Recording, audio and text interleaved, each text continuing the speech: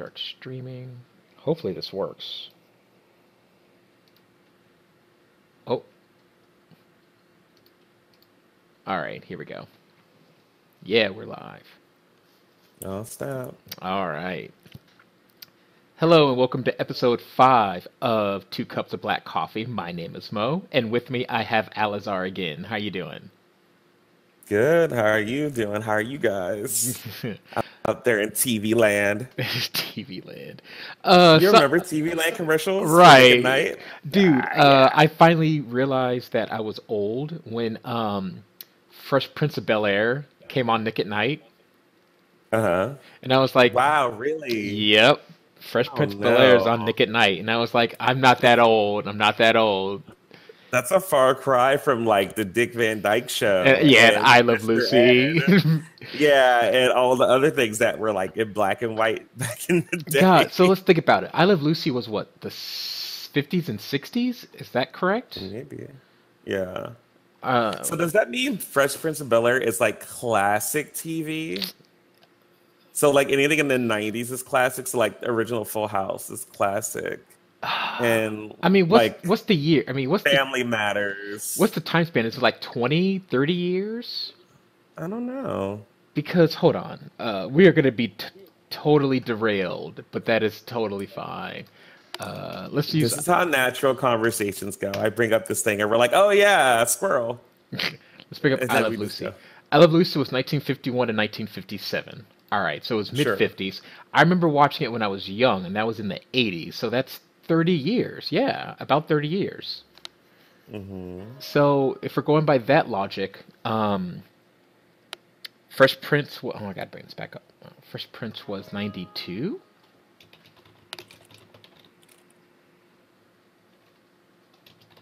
Not the lyrics.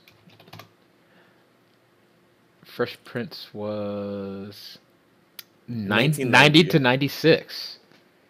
Yeah. Wow. So yeah, it would start encroaching on being a classic. Although nowadays everything likes to go really retro, and so just because something is quote unquote retro doesn't, I don't think makes it old. It Yeah. just means like they're trying to play off. Well, now that I think about it, I guess it kind of does when I really break it down. Sorry, I look like I'm a little shawl on because it's fucking cold. Yeah. And I can't turn on the heat because I live in a duplex and upstairs, downstairs, and I control the heat for the entire building. And so if I turn the heat Oh. on, it's gonna roast my upstairs neighbors before it even gets down to me. So I had to Oh. bundle up.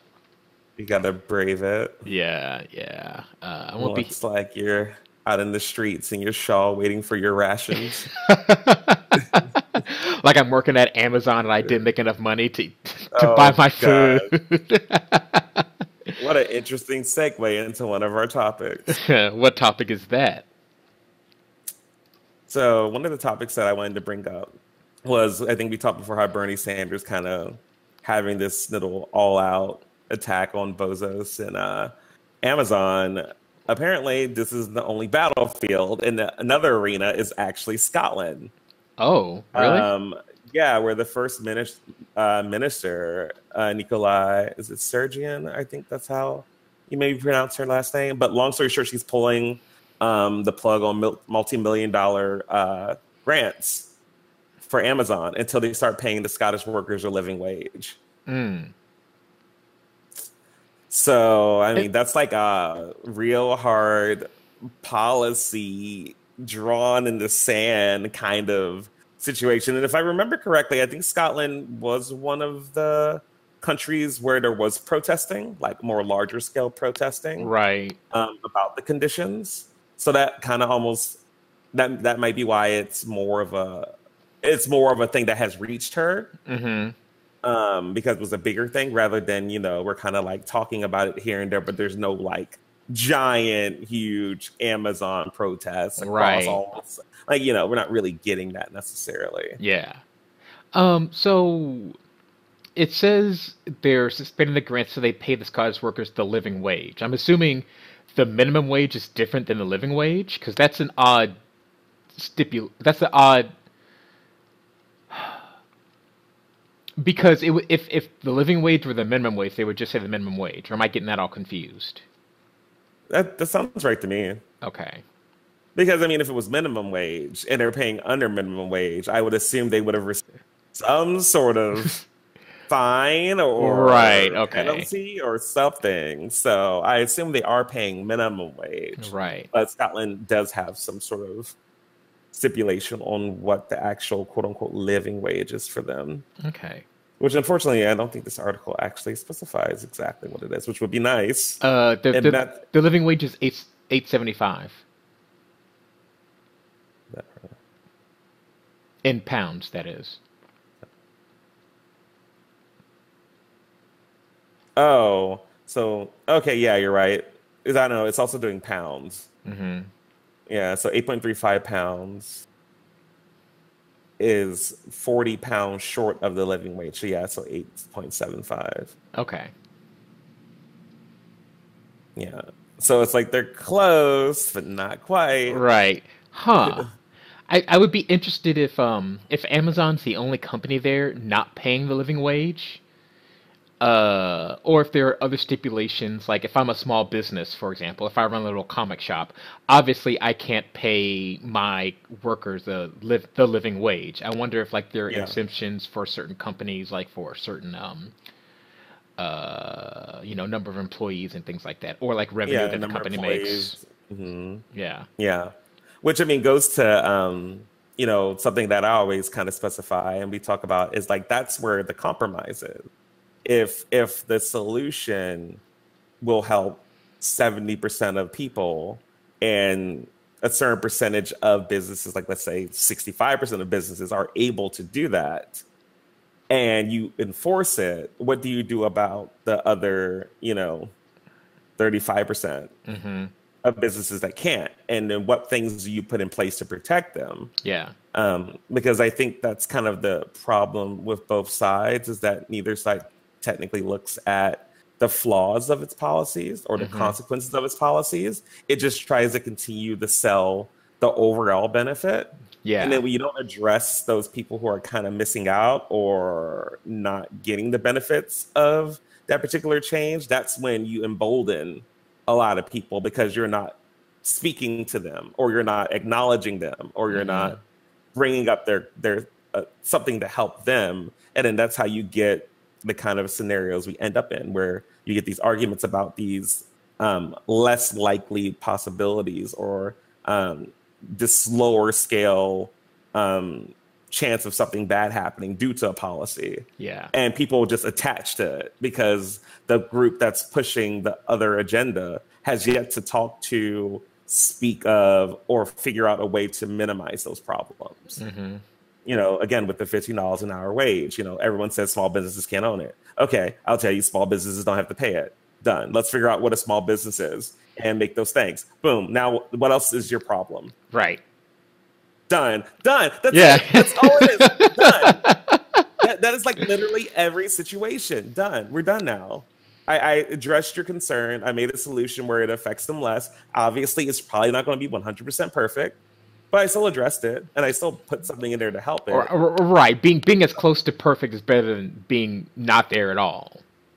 Yeah, but that's the other thing, because then that's the flip side, is that you take that one aspect of the problem and then you blow it out of proportion and then you use it as a hammer against the idea as a whole. When the idea as a whole wasn't meant to be perfect anyway, like no idea is 100% perfect anyway. Right. But then you take that percentage chance of, or this list of flaws or consequences for the policy, and then that's used as a hammer to not do it. Same thing with healthcare. One of the things to talk about is like long wait times.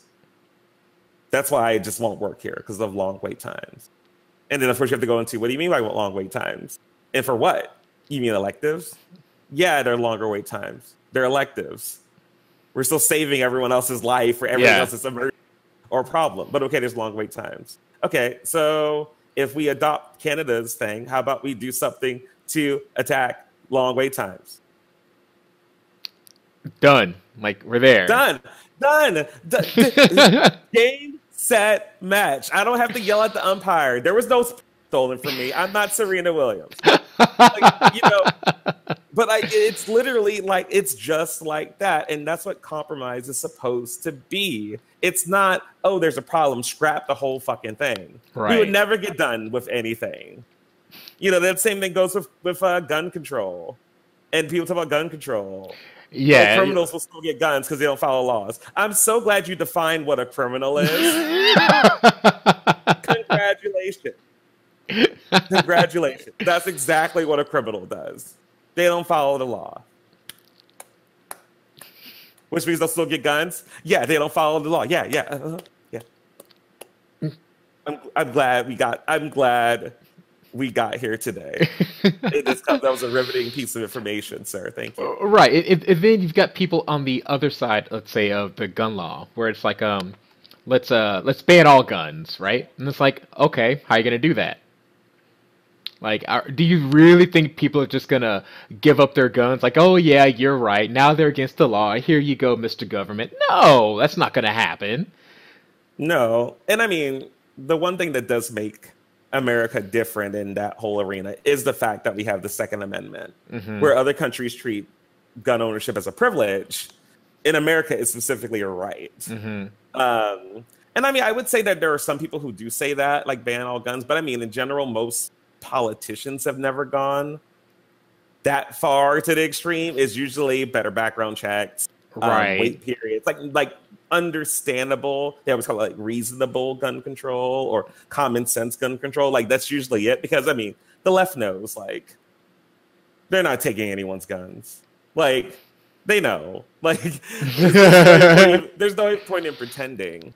And then another thing that makes me laugh too with gun control is, you know, I usually hear this a lot, is that it's meant to protect yourselves from a tyrannical government.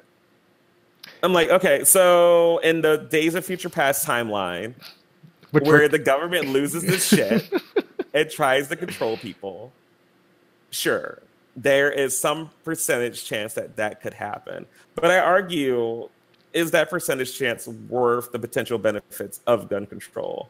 And to me, it's an automatic no, it isn't. Yeah. Because you also got to think about, as of right now, if you, and I know this is like the correct statistic, I'm sure it's a different number, but if we just split the country down the middle and we said there's 50% Democrats and 50% Republicans. If you look at Democrats, none of them want to take all your guns, first and foremost. So if they are going to be in control and take over, they haven't planned or thought about taking all your guns.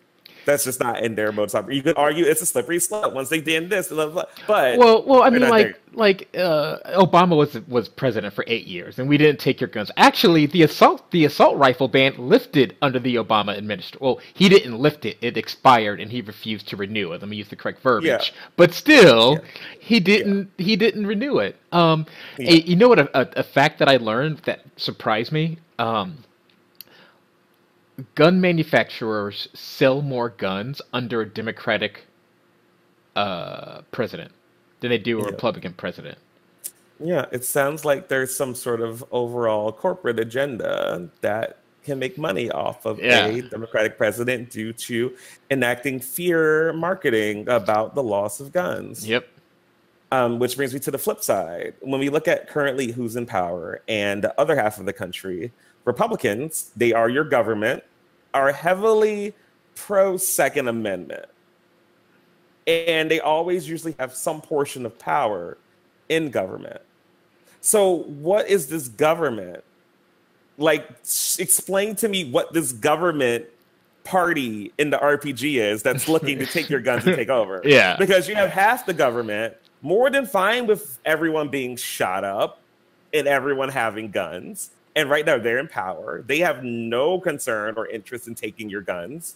So in a situation where that segment has power, unless they completely 100% change their foundational values on the Second Amendment, these people are never taking your guns.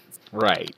And the Democrats don't ever want to go that far. So explain to me again what this government makeup is that's going to tyrannically take your guns and try to kill you all. Right. Especially ignoring the fact that when they do decide to come for you, whether it's Republicans or whatever, do you think they're going to roll into Texas by storming the coast? They're going to blow your asses up because they don't feel like killing a bunch of soldiers. They're going to drone you and they're going to blow you up. They're going to roll in with some motherfucking tanks that your little gun won't be able to take care of.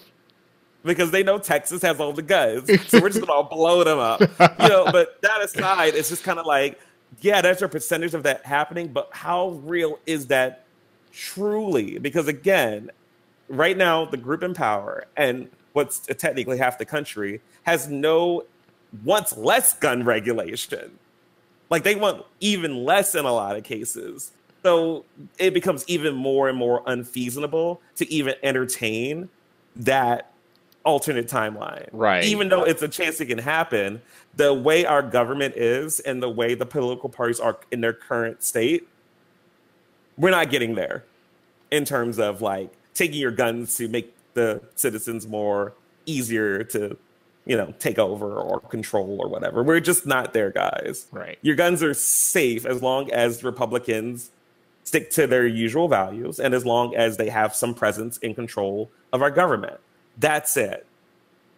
Again, now you can be concerned when Republicans suddenly change their mind, forget the NRA, and they're all for gun control. Then maybe at that point, there's no hope. There's no hope at that point because all the Democrats are like shook.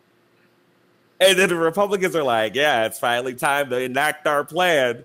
But again, the likelihood of that happening is stupid. And therefore, because of that reason, it doesn't make sense not to have more standard style gun controls because the left hasn't gone that crazy yet and probably won't.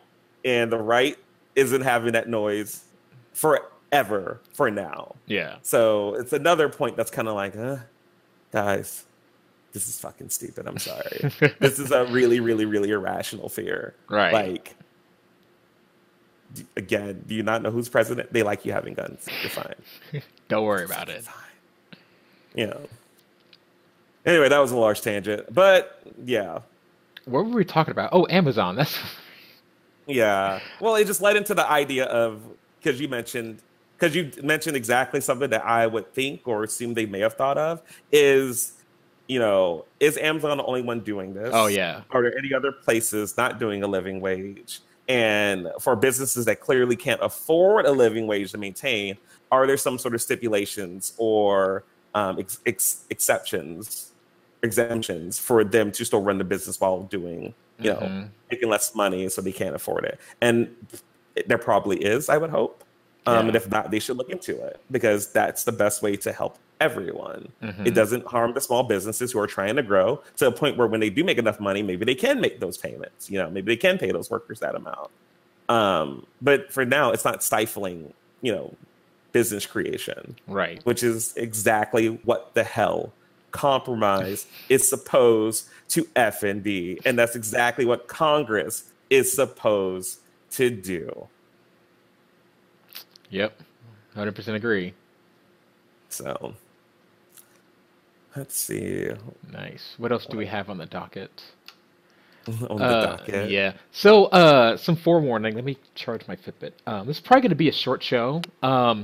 We didn't record last week because I had to get my resume into a job and and I'm moving here in a couple weeks, and so my landlord is showing the place off, and I couldn't be in the place, and it was obnoxious, so we didn't record.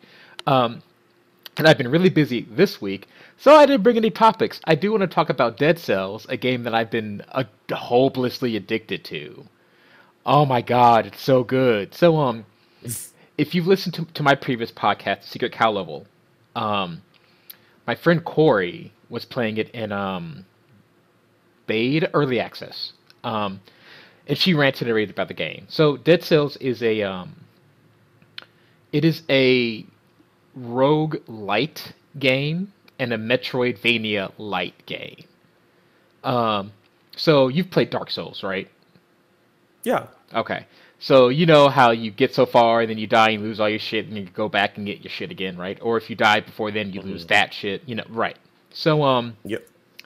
In Dead Cells, if you die, you have gold and you have cells. And cells... Oh, let me back up a bit. So you have gold and you have cells. If you die, you lose all of what you had on you. But you don't go back and get it. So each level is procedurally generated. And so there are certain blocks, like there is, like, let's say the ice level, which is gonna, no, there's the prison, which is your first level. And that's always your first level, but it's always randomly generated as to where things are and enemies, right? Once you Hmm. go through, they go to the second level, which is like the ice, always the ice one, but the level's always randomly generated, right? Um, and so every time you complete an area, you have this little intern part, and you can spend all your gold and all your cells and things like that. If you, on any souls and gold you make up until you get to that point, you can spend immediately, and then you go on to the next one, right?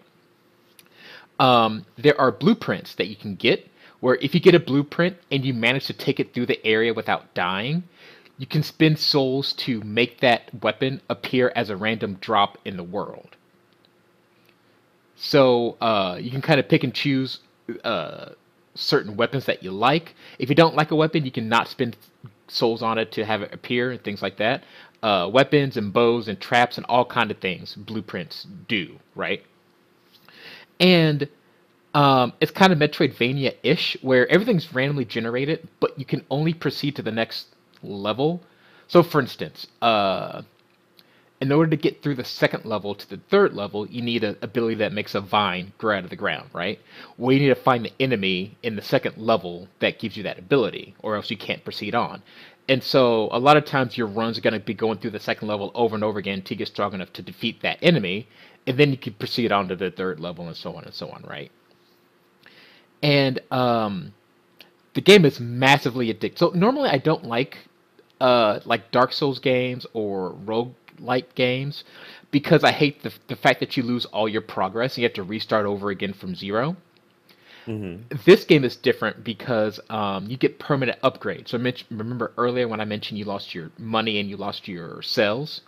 Yeah. You can get a permanent upgrade where you can say, okay, whenever you die, you'll keep 3,000 gold, no matter what. Or Hmm. you'll keep at most 3,000 gold. So, okay, cool.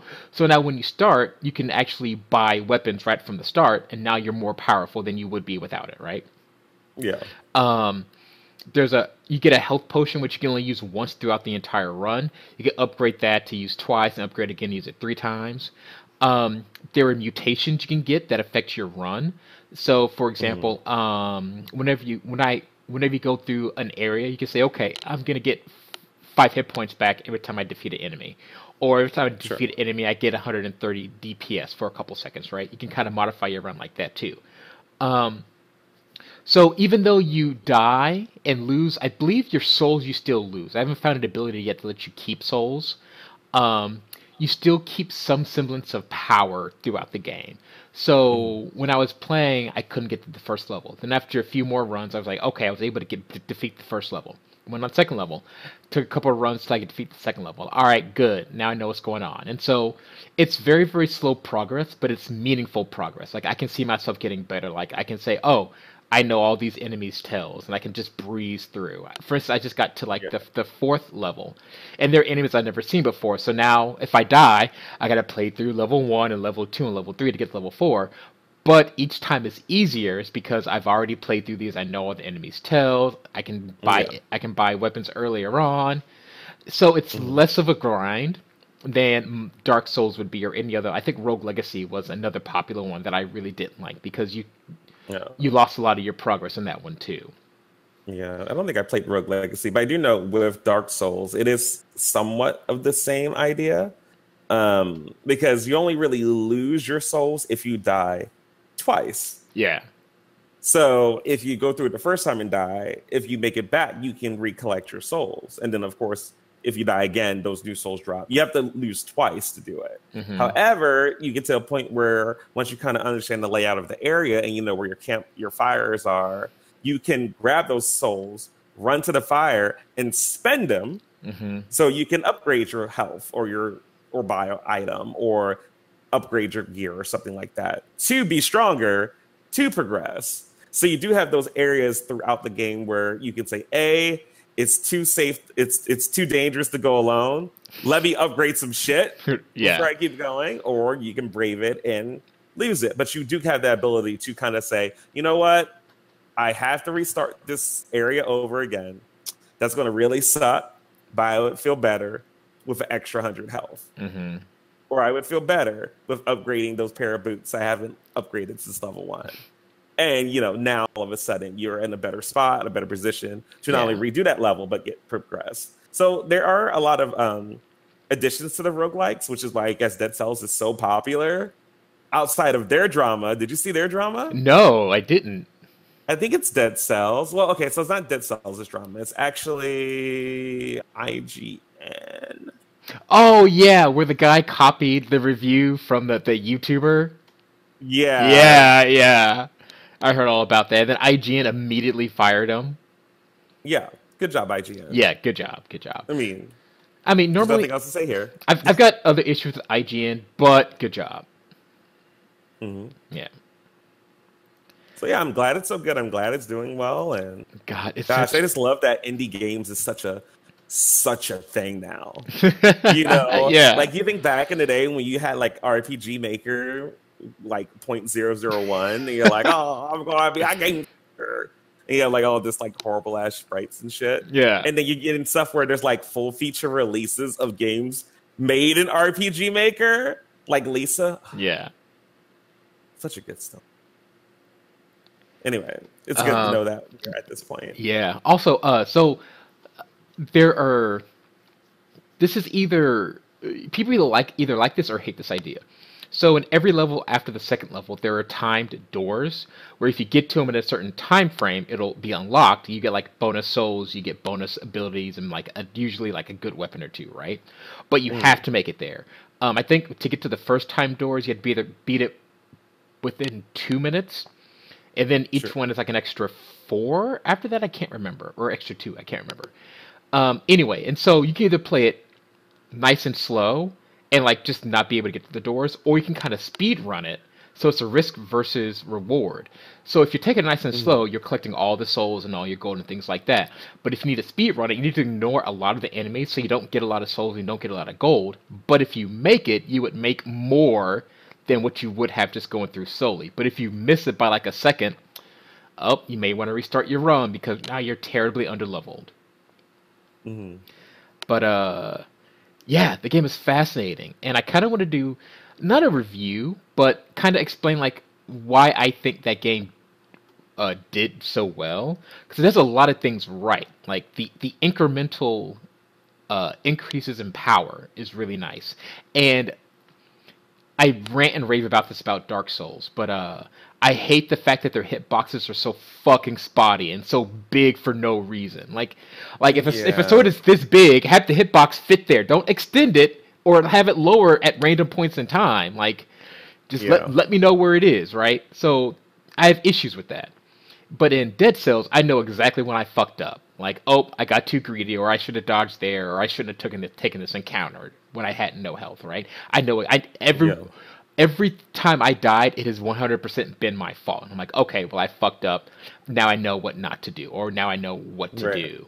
And so just not only the stats that you're increasing, just your overall skill of the game becomes slowly better. And that's because the game teaches you, like, you fucked up. You fucked up. Don't do that again. Mm-hmm.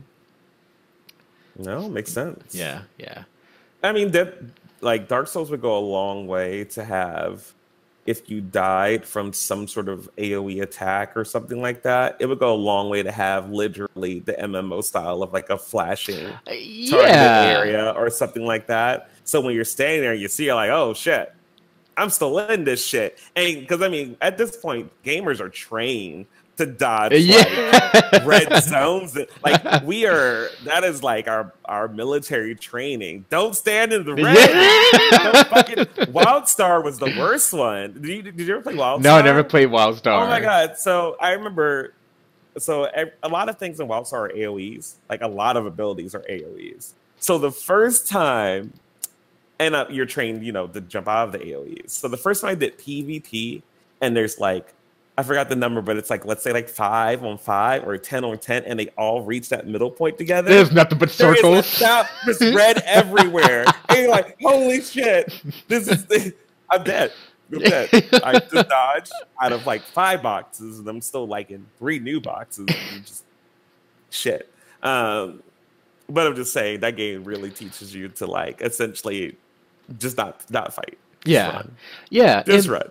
um, that's yeah. You're right. If there's a mod that gives you like an arc or something that lets me know how big a strike is or how big this is, I'd be more than I may give Dark Souls another chance, but Yeah. And just even then, you would eventually be trained. Like oh, you would eventually kind of get a feel of like, yeah, I'm probably way too close for this shit. right, Because you'll have an idea of where you were originally standing when the swing happened versus when you got hit last time, how yeah, big it actually was. So you know, oh, this isn't a one roll dodgeable event. It's a two roll yeah, or a backstab and then roll. Or like, right, you know, you get an idea of like or maybe I should the like optimal. dodge in a diagonal instead of like straight back or something. Exactly. Yeah. You eventually learn and you learn those things. So. Yeah, yeah. I actually, so with this comparison video with Dead Cells, I have Dark Souls 3, I think. I think I have 2 and 3. I think I'm gonna re-download it and I'm sorry, my phone beeped at me. I'm gonna re-download it and kind of compare and contrast the two. Because Dark Souls is the closest comparison to Dead Cells, and maybe Rogue Legacy, but I don't really like Rogue Legacy. I don't want to play it again. I just I'm don't. sure there's some other like weird like I know there's a ton of roguelikes though, aren't there? Like I think there's like a Van Helsing roguelike and gosh, just because it's a side scrolling one, right? Yeah, Like I just know offhand there's more that are like it. yeah, Because it's been all the rage for quite some time. yeah. But yeah, I've got it on my Switch. Shut the fuck up, phone. Um, I Trying to got tell it. I got it on my Switch, and I've been taking it to work, and on my lunch breaks, I would do a couple runs. I tell you, I'm hooked. I almost bought the game again on Steam because I want to start streaming it, and I don't. You can't. Hmm. I need an Elgato to stream from the Switch because it doesn't do it natively. But I was like, do I really want to buy the game a second time, or do I just want to buy an Elgato and use that? And then there's other issues that go along with that, so I don't know what the fuck I'm gonna do. So many questions. So many questions and so little time. Right? Time is definitely a problem right now. Yeah. So that is what I've been doing that has caused me not to prepare for this show this week. Yeah, that happens. Yep. I have been. I haven't done much in gaming. Obviously, I'm still playing Path. I'm kind of waiting for a bunch of stuff to come out. Hmm. Like I'm waiting for Resident Evil 2 to come out, the remake, which looks Oh, when does amazing. that come out? That's not till January. But either way, Oh, still waiting for it. yeah. Soul Calibur 6 is coming out. Oh, Ooh, do I yeah. love me some Soul Calibur? So there's that coming out. Um, Other than that, that's kind of it, actually. I bought Spider-Man. Me and Jay are gonna stream some Spider-Man this weekend. Oh, This weekend has nice. been really. Oh, I didn't tell you this. We played through Shenmue 1. That is a bad game. That is a really bad game. Yeah, I mean, I But tell myself back in the day I loved it. dude, that game was a pioneer for a lot of different things that you see now. I went on a rant on this because someone was like, "This game sucks," and I was like, "Fuck you, it does suck." But it paved the way for a lot of other things. Like you wouldn't Yeah. get your GTA's, you wouldn't get your walking simulators, you wouldn't get a lot of genres of games without Shinmu, right? Hmm. Um, So we played it over 3 days. I think the first 2 days we got a bunch of sake and like Japanese beer and just drank and Yeah. played it. And then we got to the and then we got to the point where Ryo Hazuki. we we took a drink every time he repeats something someone has told him because he does that Oh, a jeez. lot. Like, Yeah. oh my god. Kind of like Rio feels a little slow, guys. I don't know. And then I didn't realize this, but some of the NPCs call Rio Dio, and I was like, "There's no D in his name." Like It's a lot of characters do that. I never understood why until one of Jay's friends lives in Japan. He teaches English there, mhm. and he mentioned that the voice actors must have been native Japanese people, because like they probably just gave them a script and said read this in English, and they knew English so they read it, but they may not be able to pronounce the R in Rio, Yeah. and so they pronounce it as Dio, and just like, yep, sure, that's good, close enough. Let's roll with Keep that. it going. You were going. Everyone else is saying, yo, I mean, clearly there's nothing wrong.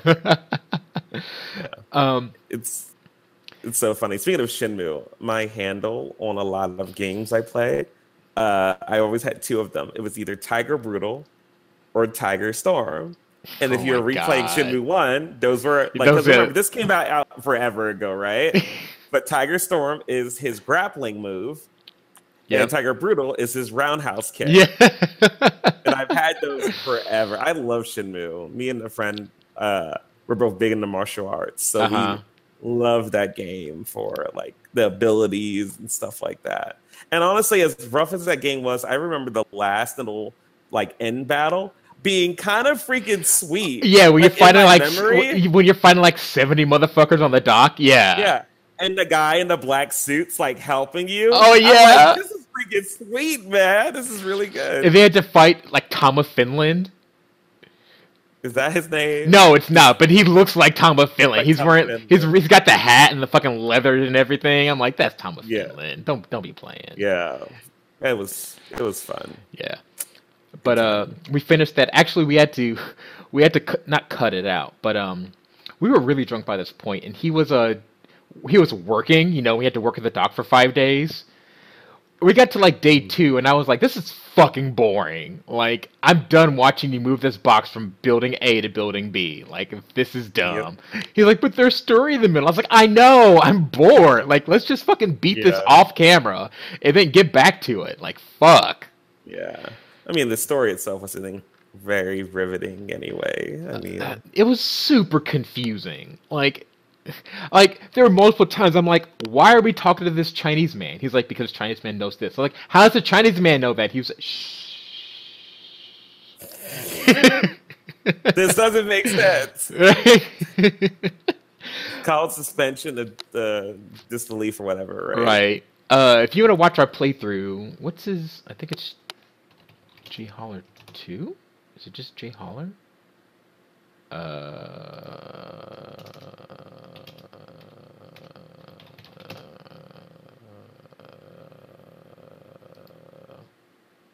You not know your man's handle.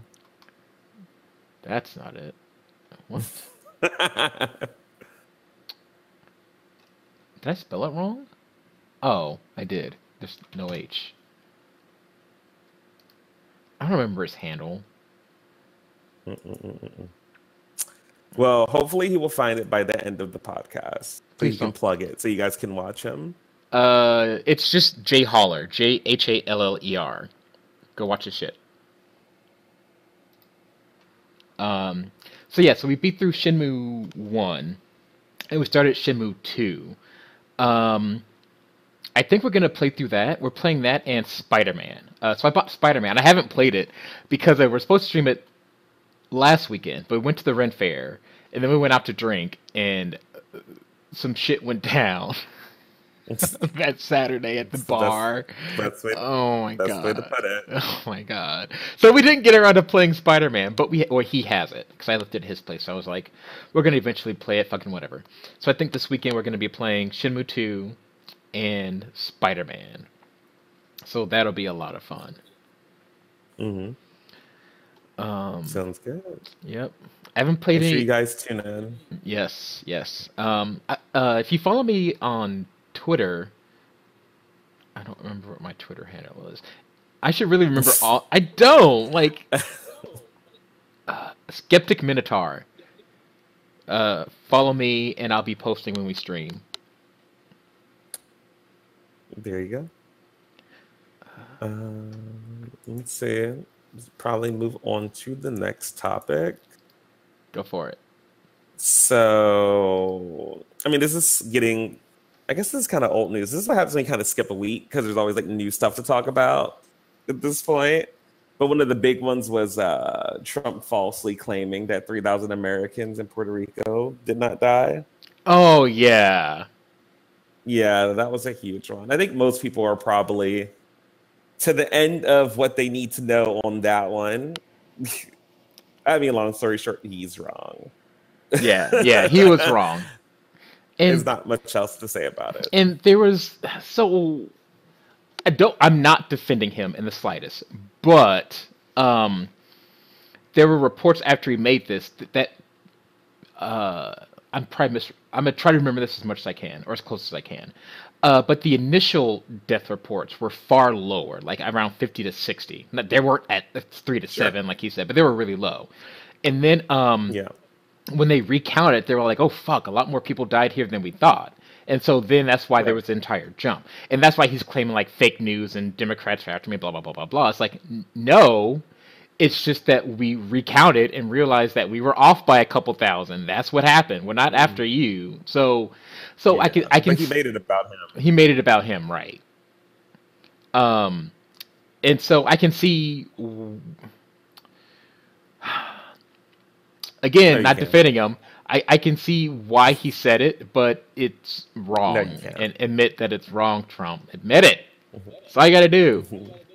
See, the sad part is the only reason I can say I can see why he said it is because he's an egotistical maniac that makes everything about him. Yeah. That's why I can see why he said it.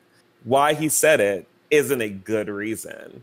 It's just completely dirty and unethical Right. and uncaring and like it's a lot of negative words to explain why he did that. Right. Because in reality, this happens in a lot of natural disasters like this, where you start to recount, you start to look around, you start to notice the way the natural disaster impacted things, like the power. What did that do to people in hospitals? Right. You know, or like you start to look at all these things, and you go, oh wow. And then all he really should have said is, this was a far bigger tragedy than we expected. Yeah, exactly. You know, I did what I could at the time, but it's a shame that it was, you know, he like, and that goes to show just how not unpresidential he is, though he is. His inability to kind of speak in a proper nuanced way where he can still specify or suggest that at the time he did what he could do, but what happened is still bad, rather than just claiming flat out it's all these things it isn't. And you know, that's such a horrible problem with him in general. And honestly, I mean, the people running the place need to really just be like, just give this man scripts to read if he can read.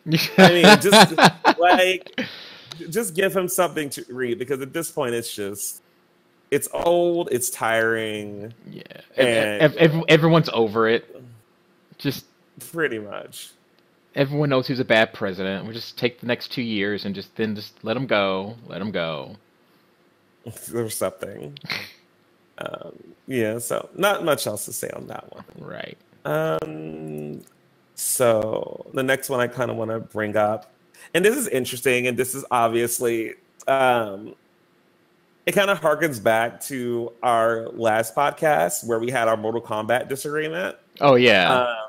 But this one I just think is interesting because it's kind of the take I expected one of the major game players and apps to take, and it was Scruff, where they essentially were kind of on the side of, you know, sexual preferences in terms of race is something that they're not necessarily for. And that while Grindr is going through this, legal situation that, again, the guy's not going to win because Grindr is legally protected, but Scruff in and of itself is not only going to work to remove the ethnicity filters from its options for filtering, but they've also done this interesting, slightly invasive message. If they notice you have that kind of language, they just straight up message you and they say, take a moment. Think about a time you were treated differently because of who you are. Signaling out or excluding entire groups based on race hurts. Please consider how your profile text impacts others on Scruff. And I was kind of like, damn, y'all, that's really, really bold, but right. Okay. And so is it that you can no longer filter by race in one of the filter Yeah, options? ethnicity. Ethnicity? Okay. Yeah, which is just yeah, it's just adjusting what you see, which is kind of like the thing I never understood about it in the first place. Like, and it's another thing that makes it so weird. It's like you really just don't want to see anyone but white people. You can't even deal with the fact of logging onto this app and seeing one tan person. It's just so crazy. I mean, naturally, you would just not interact with them and you would just not message them. And you filtering out those people doesn't stop them from messaging you, which is why a lot of people have gone to put the text in their profiles to Right. kind of mitigate that. But like, it's such a just a crazy thing. It's like, I don't even want to see you. But to me, whether they're doing it, whether they're taking out or not, it doesn't change how those people are going to necessarily, their preferences or their viewpoints are their viewpoints. And removing that ethnicity filter, again, doesn't change what they're going to do anyway, which is not look for those people, Yeah. possibly not respond to those people or talk to those people, and only reach out to people they want to talk to. So whether it's there or not is neither here nor there, honestly. So them taking that route to me doesn't really. So then in that case, like, why do it? Like, this It's all seems like, gestural. well, this seems like a play to save face. Well, okay, so I don't think it's a well, play to save the the, face, the, cyn- but the cynic tells me, the cynic in me says they're just doing this because it became an issue, and they're saying, hey, by the way, we're on the right side, when in actuality it doesn't do anything, right? mhm. They may honestly think that it may do something, but either way, I don't see the point in doing. I don't. Mm, Again, to me, it's less direct impact and more of the perceived idea if they have a moral obligation. right. There's a difference between is what you're doing actually drastically changing the shape of race and sexual preferences or anything in the community versus are you in some way embedding or supporting it. And as being the app or being the creators, what is your stance on it? And that's the Hmm. kind of what these things do. It's like, Scruff, what do you think? And it kind of pulls them into that situation of like, oh, we have to make a side or we have to take a side Yeah. or something like that. And then from then they have to choose what they feel is right. They could either just be like Grinder and not really say anything about it, say that's just the way things are and call it a day, or they can take this route of essentially trying to be aware or wanting to talk about it, because they also mentioned that they are consistently talking to people of all colors, people with exclusionary kind of stuff in their profile. Like they're just trying to get like as much information about it as possible. But from their viewpoint, they said they have had a lot of people when they talk to people of color about it who were indicating, the way it makes them feel. And they're just trying to listen about it all around. And as of Right. right now, they've kind of determined that, this isn't necessarily healthy. But again, removing the ethnicity thing doesn't, again, change those people having those things in their profile or change those people's actions with how they react to people. But needing an ethnicity filter in general is just so, it's just so, to me, it just seems so extra. Yeah. I'm just not going to talk to you. Because, I mean, that's the thing with attraction in general. Because you're only in the white guys doesn't bang all white guys. There's obviously clearly white people you're not attracted to. Yeah. You just got no way to filter them. It's just weird. It's such a strange thing to me, just from a personal and more moralistic standpoint, to even need to be removing people from my site completely. Right. Because there's always going to be people you don't find attractive. And even going through there's not even that many black people these in the percentage of black people in the community, there's not even that many. Yeah. So it's like, God, I just lose my shit every time I see one black person in 50 show up on my fucking red. Fucking drives me crazy. I hate just freaking it's so stupid and weird to me.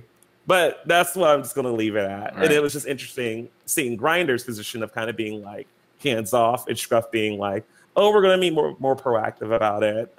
We do think there's something going on with it that we want to discuss or bring up or something like that, which is fine. Right. And I mean, both sides are fine. Right. And either way it goes, I do applaud Scruff for at least letting their stance be known, because sometimes, let's say what's the other one, Growler. With Growler not saying anything, you could go either way with that. You can either say you're okay with this, or you can say you're not. But it's ambiguous because they haven't said anything. So at least Scruff has said, "Hey, this is how we feel. This is how we are. What we're going to do going forward." Yeah. Yeah. Yeah. And that's the other thing I think with Scruff too versus Grinder is I do think Scruff prides itself as more of a community and social app than it is just a hookup thing. Yeah. And as gay people who are perpetually horny and always wanting to fuck things, we tend to taint literally anything we get as a hookup or sexual playground. Yeah. And with Scruff being the creators, if they think they are more than that, then it makes sense for them to not play into the idea of many preferences at all. Right. Especially not ones considered to be as taboo or potentially harmful. Because, again, yeah, you don't want to do that black person, but does it pain you to see them at all? And, you know, there is a chance that if you wanted to make friends, maybe they could be a good friend to talk to. I mean, you don't want their dick in your butthole, but I mean, you can maybe have a conversation. And right. And, you know, and that's kind of another bigger problem, I think, with the gay community as a whole. I don't know if necessarily the other letters deal with it, but I do know as men, there's a lot of like fine lines between like platonic relationships versus sexual attraction versus intimacy, whether it's like deep friendships or potential love interests and stuff like that. And we're always kind of like juggling those things. And it just makes us really messy. Yeah. Like, that's the best way to put it. You know, you like someone platonically as a friend. They want to bang you. Okay, great. This is fun. I thought we were just friends. No. I'm talking to you because I really want to bang you. Oh, okay. Thanks. And then someone else is like, oh, I love you. I want to date you. And you're like, I just want to fuck you. Yeah. Like, oh, okay. Well, I thought we did these things. And I thought it meant we were good friends. No, that was me going through the motions to bang you.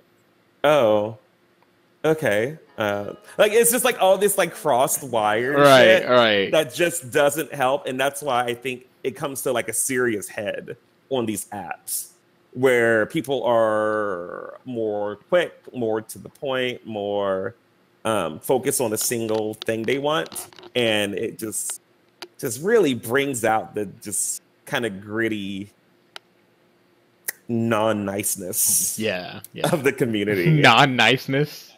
I'm just going with non-niceness at this time. I'll take non-niceness for 400, Alex. Oh my God. Did you see the internet going crazy about Alex Trebek's beard? You know what? Yes. And so I first saw the internet going crazy because I'm a part of some bear group on Facebook, and every like week they do a celebrity bear or something, some word play on celebrity and bear. And Alex Trebek was the chosen one with his new beard. Right. And I was like, okay. And to me, I'm prone to facial hair, honestly. Yeah. Like any form of facial hair on a guy, I think makes them usually look better than they do without it. There's a few that like still look good or still attractive, but as soon as they get like a little goatee or a beard, I'm like, yeah. And honestly, that's no different for Alex Trebek. Yeah. Like, I thought he looked great with his beard. Yeah, he looked hella good with that beard. Yeah. I'm like, some people are feeling this. You suddenly became like spank bank material for a gay segment. Where originally, I mean, kudos to you. Right. Alex Trebek. Not your thing, but I mean, who knows? Maybe. Same thing with, we were just watching that new, it's kind of like a craft reality show that has the two people from Parks and Rec on it. It's like Amy. What is her name? Can't remember. But long story short, did you ever see Parks and Recreation? I've seen episodes here and there. Okay, there's a character named Ron Swanson. Yeah, I know. Okay, He's like I this know like him. macho. Okay, well, in the show he only had a mustache, but on this show he has this giant full beard, and it's the same thing. Like he showed up, and I'm like, ooh, look at him, and it's just like, yeah, he looks better for sure. So yeah, I'm not surprised. Yeah. Let everyone be happy. He has a beard. It's Yes, I will start watching more Jeopardy at this point. fine. I know, because all of a sudden, like, it's like, is Alex Trebek suddenly bangable despite his age? The answer is Inquiry yes. might say yes. Yes, the answer is yes. All because he grew a beard. You know, this is what happens. This is gay life, y'all. The facial hair, hipster beard saga continues. Yes. And it's running strong, and I don't think it's going to end. No. Jay used to shave a lot. He only stopped shaving about 2 years ago, I want to say. Thank goodness. He looks I'm much... just going to say by default. Yeah, just by Thank gosh. Thank gosh. He learned yeah, and I was of his ways. I was like, hey, baby, you ain't never shaving. He's like, yeah, I know. Like, yes. You know, I really don't think people understand why beards are good from a attraction standpoint. I do understand for girls, there's like a lot of other things that bug them, like, you know, the bristliness of beards, and like there's the perception that they're dirty, and like there's a lot of like general things that are like concerns. But again, same thing with the other arguments. Oh, your beard is so dirty. Hooker, I wash this shit every day with my fucking beard wash soap that costs $50. And I put beard oil in it. That's like another $30 to keep it soft. Hooker, please. Like, you know, it's just like, there you go. But what was I gonna say before I went on that tangent? There's just like a lot of like crazy good benefits to beards. And one of them is that if, you know, symmetry consistently stays an aspect of what makes people attractive, it's way easier to grow a beard and groom it to be symmetrical and have it cover up everything effed up about your face. Everything. I mean, it's a really old article that you can probably Google and find it, but there was actually a woman who wrote an article claiming that men with beards is as bad as girls with makeup, because when you take the beard off, they look worse. I mean, and I was like, you know what? You're not wrong. You're not wrong. You're not wrong. So you hear that, men who think being clean shaven is great? Grow that beard. You're mad at women looking all dolled up and pretty because they're Maybelline products and their CoverGirl stuff? Grow a beard. Join the lumberjack hipster crowd, and you too can trick women into thinking that you're more attractive than you are. Hold on a second. Oh, the sewer. Okay. Oh, there were some tornadoes in the state. I want to make sure that none of them was about to hit me. Right? Total sense. Someone's like, how dare he cancel the middle of his podcast for this show? I think it slipped away like, bye! You're still talking with like your yeah. New topic, guys. New topic. Oh my god. I'm pulling a Wizard of Oz right now. I just swept up a tornado. God, what time is it? Should we go ahead and call it a show? It's about... Hold on. I'm on the wrong... Hold on. Hold on. I mean, if it's been about an hour, that's fine. Hold on. Which it may have been. I think... How do I... Oh, I'm the best. What does it tell me? Yeah, it's about an hour. Okay. Okay. I'm fine with closing off for now, and then we can kind of regroup later and okay. Talk about more stuff. Yeah, we'll definitely... Actually, I better not say that because... like I mentioned earlier, throughout multiple parts of the show, I'm moving within the next couple of weeks.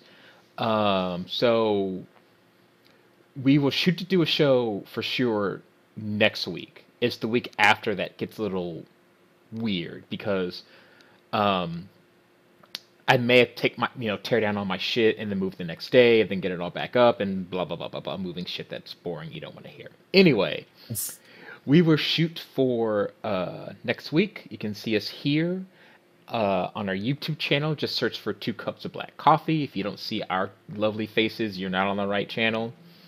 We record every Thursday at 7:30. You can go to our Facebook page, which will be up soon. It'll be up tomorrow because I'm going to work on that. I know I've been working on that for like 3 weeks, and I won't play Dead Cells until I get it done. So it's going to be facebook.com/2 cups of black coffee. We're going to turn this into an audio podcast also. More details on that later when I get that all hashed out. So yeah, for now, if you like the show, like, subscribe, give us a comment, send us an email at 2cupsofblackcoffee@gmail.com. Join the Facebook group whenever it comes up. We'll post episodes there too. Leave comments, blah, blah, blah, blah, blah, blah. You know the internet, you know the deal. You got anything else you want to plug? No, not at all. Just make sure you tune into their podcast. Yep. Not their podcast, I'm sorry, their Twitch stream for some Spider-Man and some yeah. action. It's not going to be Twitch. It's going to be on... Oh, shit. It will... Oof. Follow me on Twitter, Skeptic Minotaur. Well, because Shinmu for sure will be on his YouTube channel, his YouTube gaming channel. He'll be streaming it on his YouTube channel. Fuck. Spider-Man is weird because that's actually... He has to stream it from the PlayStation, and I don't know if his YouTube account is attached to that yet, ? So, fucking whatever. Follow me on Twitter, and you'll find out. There we go. That's the easiest way to do it. I guess that's it then. That's it. Thank you for listening and watching to 2 Cups of Black Coffee. You guys have a nice night. All right, we'll see you guys later.